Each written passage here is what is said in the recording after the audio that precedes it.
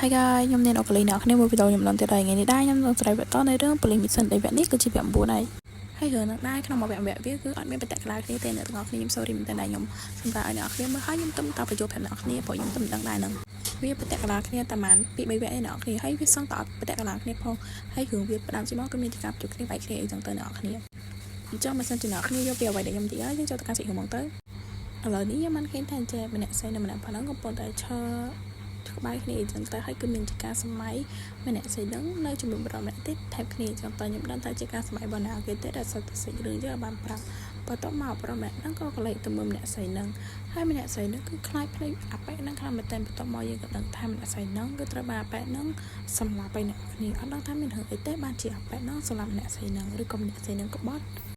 ចង់សាច់រឿងបានកាត់ម្ដងថ្ងៃស្អែកនៅក្នុងសាលារៀនមួយកន្លែងនៅក្នុងសាលារៀនមួយកន្លែងហ្នឹងក៏មានថ្នាក់របស់អ្នកនឹងដែរអញ្ចឹងខ្ញុំសុំដាក់ឈ្មោះបែបហ្នឹងថារូជីចង់អ្នកគ្នាមើលទៅវាសមនឹងឈ្មោះហ្នឹងដែរហ្នឹងហើយបន្ទាប់មកគឺមានជាការសកម្មភាពចេញលេងហៅមិត្តភក្តិលេងអីចឹងតាមធម្មតាដូចជាយើងសិស្សសាលាផងដែរអញ្ចឹងដល់ពេលមកចេញលេងហ្នឹងអាប៉ែរូជីហ្នឹងក៏បានអង្គុយអានសភៅអីចឹងទៅមិនតែប៉ែរូជីហ្នឹងជំនួសតាមទៅទេមិនគួរណាហ៊ានលើកដៃស្លាប់មនុស្សអីចឹងទៅបន្ទាប់មកយើងបានឃើញថាគ្មានក្មេងសិស្សសាលា3នាក់ហ្នឹងគឺចង់មកប៊ូលីរូជីយើងតែម្ដងណាហើយក៏បានទីសភៅរូជីហ្នឹងយកចូលនៅជើងហើយរូជីខ្ញុំអញ្ចឹងមើលតែទឹកមុខគេទៅគឺខឹងហើយតែមកឪពុកហ្នឹងក៏លេងសើចធម្មតាអីចឹងណាប៉ុន្តែរូជីហ្នឹងក៏ថាលេងសើចមួយទេហើយរូជីក៏បានប្រមូលពួកហ្នឹងទៅបន្ទប់មួយបន្ទាប់មកសេចរឿងនេះក៏បានប្រាប់ថាចេះនៅក្នុងបន្ទប់ហ្នឹងគឺពោពេញទៅដោយឈាមហើយឈាមរបស់រូជីមែនហ្នឹងណូមែនទេគឺឈាមរបស់អាក្មេងសិស្សស្លាប់ពីអ្នកហ្នឹងជុំទៅរូជីហ្នឹងគឺកាចមកអ្នកគ្នា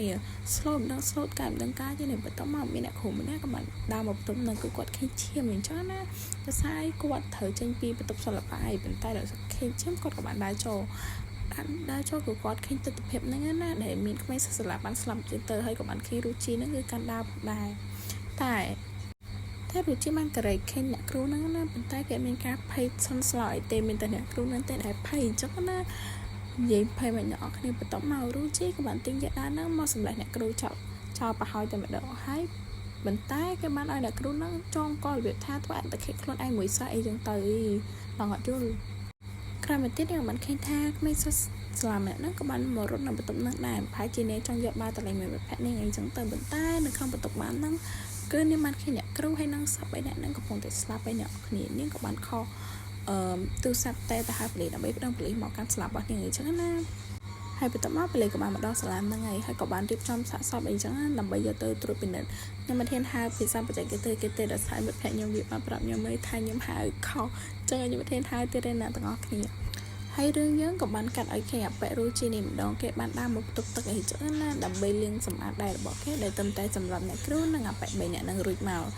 ជាមែនអាប៉ែរូជីនេះមើលយូរទៅដឹងថាវាកាយគ្រាន់បានដែរតាអ្នកគ្ន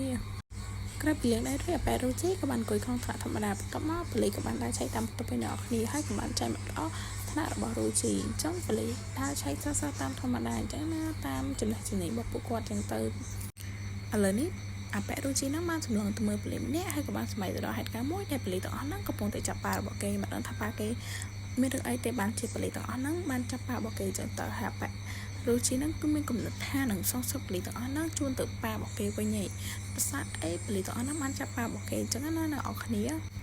ហើយគេក៏បានទាញកំភ្លើងបាញ់សម្រាប់ប៉ូលីសម្នាក់នៅក្នុងមុខសិស្សនិងមុខប៉ូលីសហ្នឹងតែអ្នកអរគ្នាគឺក្លាហាន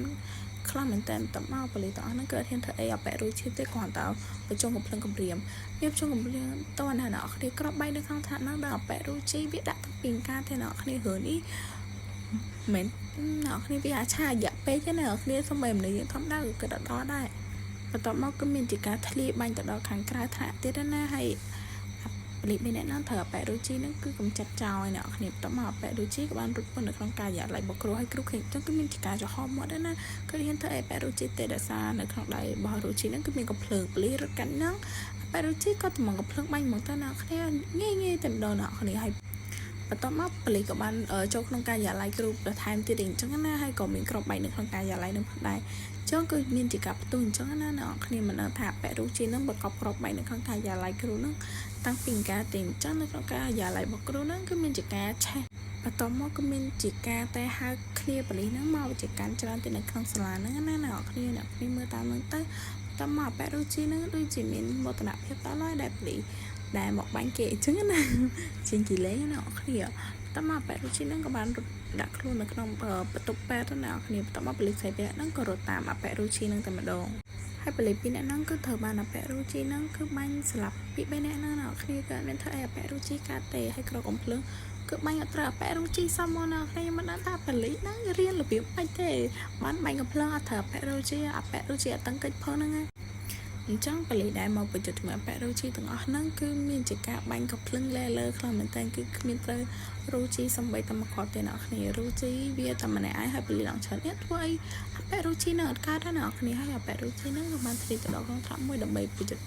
បាញ់គ្នាមួយប៉លីសដែលកំពុងតែឆែកឆែនថ្នាក់ផ្សេងទៀតអីអញ្ចឹងណាអ្នកគ្នា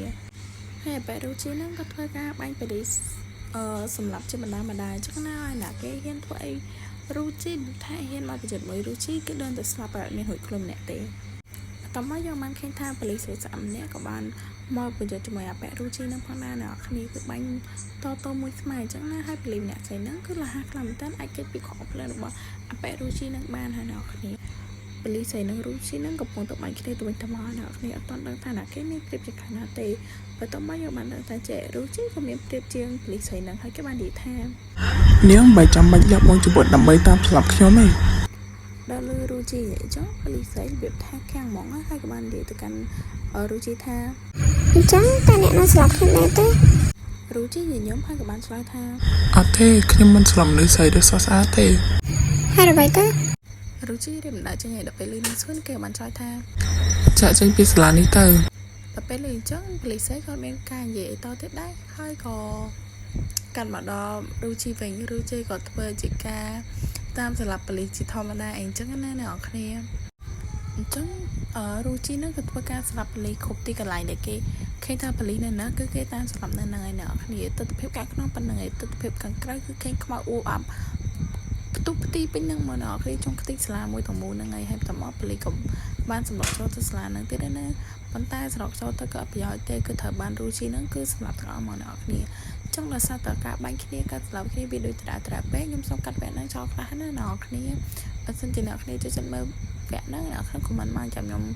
ដាក់វគ្គហ្នឹងឲ្យមើលប៉ុន្តែខ្ញុំខ្លាចអ្នកគ្នាស្ដាប់អញ្ចឹងខ្ញុំកាត់ចោលខ្លះណាអញ្ចឹងកាន់មកដល់ពេលយប់រូជីក៏បានដើរចាក់ចេញពីសាលាហ្នឹងដោយគេបានស្លាប់ប៉ូលីសរួចរាល់ឲ្យអ្នកគ្នាថាសង្គ្រាមដាច់បែនដាច់ទឹកហ្មងអញ្ចឹងរូជីបានអង្គុយលើដបខៀវមួយហើយក៏សម្បែកទៅដល់ទស្សនវិជ្ជាមួយដែលប៉ារបស់គេក៏បានធ្វើប៉ូលីសចាប់ហើយម៉ាក់របស់គេហ្នឹងគឺយំខ្លាំងមែនទែនអ្នកគ្នារូជីក៏នៅក្នុងហ្នឹងដែរគេនៅស្ថិតនៅក្នុងស្ថានភាពមួយដែលគេនៅវ័យក្មេងអ្នកគ្នាប្រហែលជា14 15អីចឹងទៅអញ្ចឹងម៉ាក់គេបាននាំគេទៅលើអគារមួយកន្លែងបន្ទាប់មកម៉ាក់របស់គេក៏បានផ្ដែ5រួយហើយក៏បានលោតចូលពីលើអគារនោះសម្រាប់ខ្លួនទៅអ្នកគ្នាទស្សនវិជ្ជាមួយនឹងគឺរូជីនៅទៅមែនតើអញ្ចឹងរូជីគឺអត់ដឹងថាត្រូវធ្វើអីបន្ទាប់ពីម៉ាក់របស់គេបានស្លាប់ចឹងទៅបាត់បង់តែម្ដាយក៏បាត់បង់ទាំងឪពុកអញ្ចឹងណាអ្នកគ្នាគឺមានជាការបាត់បង់ទឹកចិត្តអីបែរជាគេអ្នកគ្នាបាញ់ជាលឹងចោលបន្ទាប់មករូជីក្រោយវាបានសម្រេចរួចគេក៏បានសម្រេចចិត្តថានឹងធ្វើអត្តឃាតទៅតាមប៉ាហើយនឹងម៉ាក់របស់គេបន្ទាប់ពីបានសងសឹកជូនពួកគាត់ទាំងពីរហើយអញ្ចឹងទៅណាអ្នកគ្នា